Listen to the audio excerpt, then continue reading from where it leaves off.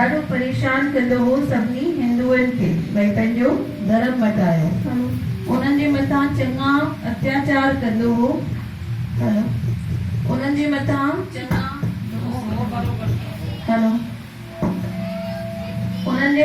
चङा अत्याचार कंदो हो ईअं उन्हनि जा सिर त कटे छॾींदो हो भई अगरि तव्हां धर्म न बदिलाईंदव त सिधो उन्हनि खे मौत जे घाट उतारे छॾींदो हो।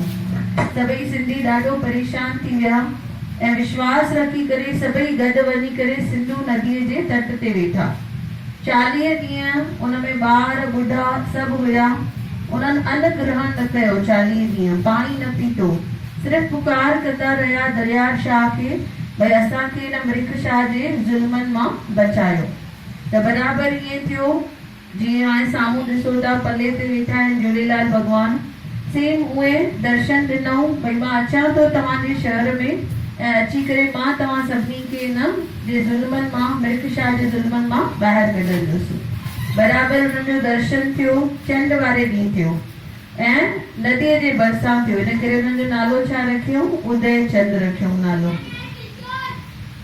लोहाना घणो करे हुननि जी सरनेम आहे झूलेलाल भॻवान जी चवंदा आहिनि त ॿार जो जनम थियो अञा पींगे में विझंदा हुआ ॿार खे त पींगो पंहिंजो पाणी लुॾणु चालू थी वेंदो इन करे नालो छा पइजी वियो झूलेलाल भई हिन जो झूलो जेको आहे उहो पाणी झूलजे वेठो जॾहिं अञा नंढा ई हुया थोरनि ॾींहंनि जा हुया त उन मिल्क बादशाह छा कई, पंहिंजे मौलवी खे मोकिली हिकु गुल ॾेई करे, उन में ज़हर हुयो, भई वञ इहो गुल वञी करे हिन नंढड़े ॿार खे सिंघाए अचे।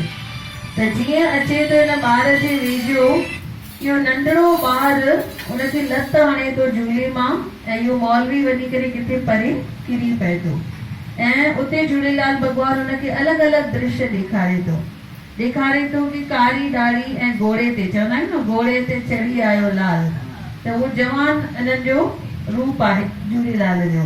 हीउ जेको रूप आहे इहो ॿुढा बाबा आहिनि। त नंढड़े ॿार जो बि रूप ॾेखारियो, जवान झूलेलाल जो बि रूप ॾेखारियो, घोड़े ते कारी ॾाढ़ीअ में, ऐं ही पले ते अछी ॾाढ़ीअ में बि, इहे टे रूप झूलेलाल उनखे ॾेखारिया। वञी करे सॼी ख़बर कंहिंखे ॾींदो, मौलवी कंहिंखे ख़बर ॾींदो, मिल्क बादशाह खे, भई हे त ॾाढो पहुतल ॿार अथई, ऐं इन खां हाणे खां ई हार मन, न त इहो हेतिरो नंढो ॿार मूंखे लत थो हणे ऐं मां किरी पियो आहियां, माना सम्झ इहो केतिरो शक्तिवान आहे, त हिन खां हाणे खां ई हार मन, न त अॻिते हली पछताईंदे।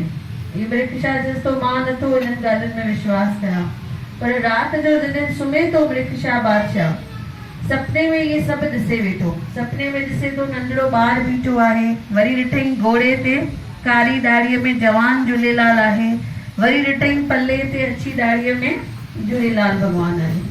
त अञा बि हार न मञी, चई मां नंढड़े ॿार खे हाणे ई ख़तमु करे छॾींदुसि। उनखे घुराई नदीअ ते, भई अच मूंसां गॾिज अची मिल अची। ईअं सोचे भई इहो नंढड़ो ॿार ईंदो मूंखे छा करे सघंदो, मां हिनखे ख़तमु करे छॾींदुसि। पर जीअं झूलेलाल भॻवान दरिया शाह ॾे निहारे त उतां लहरूं अचनि ऐं हिन मिल्क खे पाण सां वठी वञनि। सम्झी वियो भई मां हिन सां, हे त माना कुदरत बि हिनजे हथ में आहे, लहरूं अचनि थियूं, मूंखे लहरियूं वठी वेठियूं वञनि। हथ जोड़े हुनखां माफ़ी वठे थो, हुनजो नालो छा थो रखे, मस्त कलंदर। जैसो आज से आप मेरे पीर हो और आप कौन हो, मस्त कलंदर हो। जॾहिं झूलेलाल भॻवान पंहिंजो शरीर छॾियो त गुल ठही विया हुन शरीर मां। त हिंदू चवनि असां हिन शरीर खे जलाईंदासीं, मुस्लिम चवनि असां दफनाईंदासीं। ॿिन्ही जो विश्वास ॾाढो थी वियो। मिल्क बि मञींदो, प्लस इहे सॼी क़ौम, मुस्लिम क़ौम बि बाबा खे मञींदी, झूलेलाल बाबा खे। त उते रखियऊं उहे गुल, हिक पासे ठही वियो आहे मंदिर ऐं ॿिए पासे ठही वई आहे हिननि जी दरगाह। चवंदा आहिनि इहो मस्त कलंदर जी दरगाह आहे। बोलो गोदरी वारे जन श्याम की, बोलो अमरलाल की। कंहिंजो बि मुख ख़ाली न हुजे, सभई हल्कियूं हल्कियूं ताड़ियूं वॼाईंदा ऐं छा चवंदासीं, लाल मुंहिंजी पत रखजे भला झूलेलाल, हो लाल मुंहिंजी पत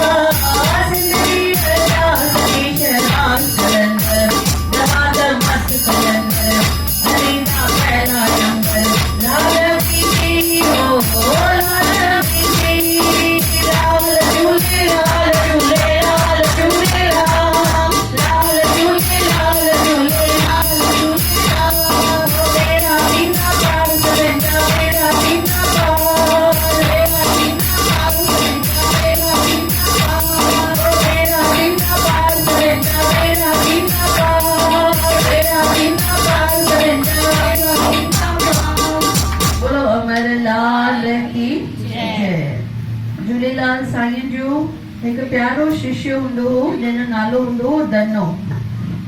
उहे कथाऊं ॿुधंदो हो झूलेलाल भॻवान जो।